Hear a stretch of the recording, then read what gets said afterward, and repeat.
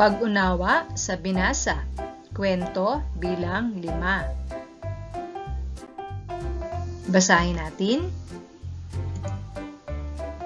Si Nilo ay may bagong hiniram na aklat. Huwag mong iiwang nakakalat ang iyong aklat. Ang paalala ng kanyang ina.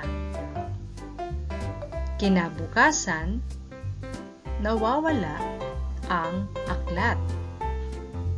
Hanap ng hanap si Kiko. Nakita iyon ng kanyang kapatid sa may kusina. Sira-sira at may bakas ng ngipin. Gawin natin ito. Maaari mong isulat ang iyong sagot sa papel. Titik lamang ang isusulat. Unang katanungan. Ano ang hiniram ni Nilo? A. Lapis. B. Aklat. C. Tsinelas.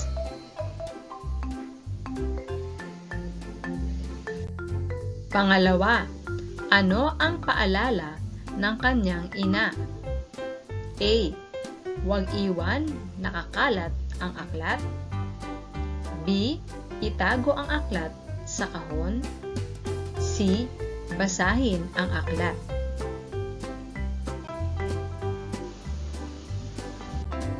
Pangatlo. Sino kaya ang sumira ng aklat? A. Ang kanyang kapatid. B. Ang kapitbahay. C. Ang kanilang aso.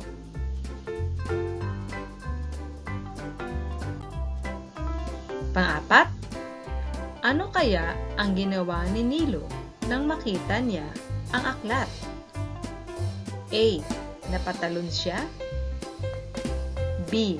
Napaiyak siya. C. Napatawa siya. Ikalima, ano kaya ang sinabi ng nanay? A. Kung sinunod mo lamang ako. B. Mabuti nga. C. Ayan kasi. Ngayon, tsakan natin kung tama ang iyong mga sagot. Una, ano ang hiniram ni Nilo? Ang tamang sagot ay titik.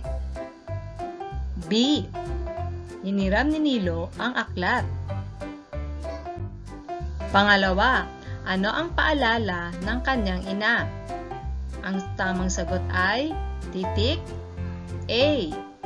Ang paalala ng kanyang ina ay huwag iwan nakakalat ang aklat. Pangatlo, sino kaya ang sumira ng aklat? Ang tamang sagot ay titik. C.